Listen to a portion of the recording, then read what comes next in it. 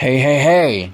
Welcome back to Pretty Into Practice, the podcast where we keep everything real about learning English, one episode at a time. I'm your host, Ryan. And today, we're going to dive into something I know so many of you think about constantly, vocabulary and reading strategies. So, if you ever found yourself stuck with words like ephemeral, or juxtapose. Or if you ever opened an article and gone, wait, what did I just read? This episode is for you. So first of all, I would like to talk about why vocabulary is so important. Let's start with the obvious. Vocabulary is the bread and butter of language. I mean, how are you going to express yourself if you don't have the words, right? Now, here's the thing. Some people think they need to memorize long lists of vocabulary. And honestly, I get it. We've all been there. I used to sit there with a highlighter and flashcards going over abandon, abundant, accumulate, abandoned, abundant, accumulate several times from a dictionary and thinking, maybe one day I could finish all of them. And guess what? 2 days later, I forgot half of them. I guess the truth is, how you learn vocabulary matters way more than how many words you cram into your brain. So, here's what works better. Learn English vocabulary in context. That means seeing the words inside a sentence, in a story, or in a conversation, because that really works. For example, if you see the word overwhelmed in a sentence like this, she felt overwhelmed by all the homework. You get the vibe. You really feel like, oh, she actually undertakes a lot. You feel it. And you're like, yeah, I've been there or in a situation like this before. Also, repetition is key. You don't have to learn 20 new words a day. Even 3 to 5 really solid ones that you actually use, that's gold. Trust me, that definitely works. Now, we just talked about vocabulary part. I would like to talk about the reading part. Well, because some people think reading is just, reading. Eyes on the page, done. But here's the truth. If you don't interact with the text, you're just skimming your life away. So here are some reading strategies I love. Number 1, you can predict. Before you even start, look at the title or first paragraph and think, okay, what is this gonna be about? It sets your brain up to pay attention. And secondly, you need to highlight. When you read something challenging, grab a pencil or a digital highlighter and mark words you don't know. But here's the trick. Don't stop every 5 seconds. That would just kill the vibe. What I do is read one paragraph or a section, mark anything confusing, and then go back and look them up later. This keeps your flow and helps with comprehension. And number 3, ask questions. After reading, ask yourself, what is the main idea? Or why did the character do that? Number 3, you could probably ask something like this. What does this remind me of? Well, it's not about sounding smart. It's about making connections. And if you're into fiction, try to feel the emotion.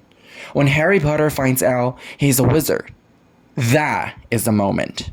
When Gatsby stares at the green light, that's a symbolism, baby. So let's do a quick recap. First, we predict. And second, we highlight. And last but not the least, ask questions. If you finish all of these steps, I'm sure you'll be able to acquire vocabulary more efficiently. And your reading skills will definitely improve by leaps and bounds. Now I'm going to move on to my favorite part of the show, our listeners' tales. All right. Listeners' struggles and real talk answers. You guys send in amazing questions and stories, and I love getting to respond to them right now and right here. So let's dive in. Listener message 1. Hi Ryan, I try to learn vocabulary, but I always forget the words the next day. I feel like my brain's not working.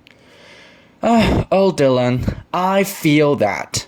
You're definitely not alone. This happens to literally everyone. One trick that helped me, use the words 3 different ways.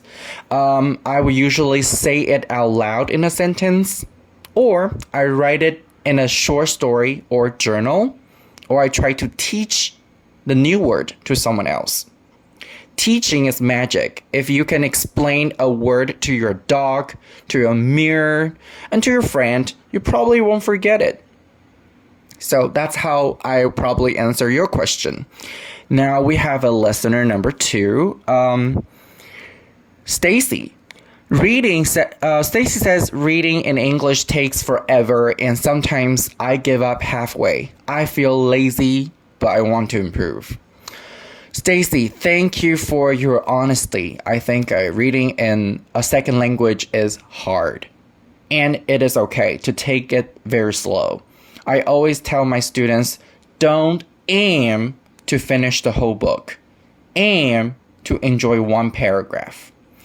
Perhaps you want to try intense reading. That means read short passages very deeply instead of skimming whole chapters. And don't be afraid to reread the same story multiple times. It builds fluency. So don't be afraid. Now, let's move on to the listener number 3. It's from Ariel. She said, sometimes I know the meaning of a word, but I don't know how to use it naturally. I feel nervous using it in a conversation. I think that's a really good point, Ariel. Knowing a word isn't the same as owning the word. So here's what I do. Try using it in 2 to 3 fake conversations. Google the word and plus in a sentence to see how others use it. Or you can watch a short clip or YouTube video where a native speaker uses that word. And if you say something a little off, so what? That's how we all learn. You sound more natural with time. So give yourself permission to experiment. All right, that's a wrap for today's listener's tale. And I'm going to talk about struggles now. So if you're out there feeling stuck, confused, or overwhelmed, guess what? You are part of a big global family of English learners going through the same ups and downs. The key is to keep going, and that's okay to learn at your own pace. So, I guess the real talk today is the struggles are real. So let's be real for a second. Learning vocabulary and improving your reading in English, it is hard. There's this moment we all hit when you are reading something, maybe a news article or a novel. You just go, am I stupid? Or is this a thing written in different languages? You are not stupid. You are learning. English has thousands of words borrowed from Latin, Greek, French, you name it. So yeah, it's gonna feel messy sometimes. And guess what? Even native speakers don't know all of the words. I once heard someone said the words like auspicious, and I had to Google this quite on the side. So don't beat yourself up. We all had moments like this, and we all move on. And there's a part 4, which is I want to talk about tips you can use today. So let me leave you with some quick tips that you can actually start using right now. You can first of all keep a word bank journal. Write down 3 to 5 new words a week, but don't just write the definition. Add your own example sentences, something from your life that will make it stick longer. Or you can use reading apps or websites with audios. My favorite is BBC Learning English, but you can also use the apps like News in Levels.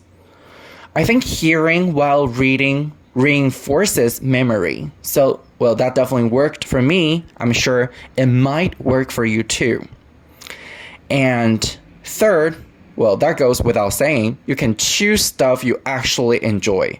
Seriously, if you love cooking, read recipes in English. If you're into crime dramas, go read Sherlock Holmes. Reading something you like makes vocabulary feel like a friend, not a chore. And most importantly, you can make mistakes on purpose. Try using new words in conversations. Even if you are unsure, you'll be surprised how quickly your brain adjusts. Now, that's the final thought. So growing your vocabulary and building your reading muscles, it's not easy, but it is worth it. The key is consistency, curiosity, and give yourself permission to mess up and learn. So keep reading, keep learning new words, and most importantly, keep enjoying the ride. I'm Ryan, and this was Put It Into Practice. If you liked today's episode, share it with a friend. Leave a review or send me a voice message. I'd love to hear what words you are learning this week. Until next time, keep those eyes wide open and your mind even wider. I'm out.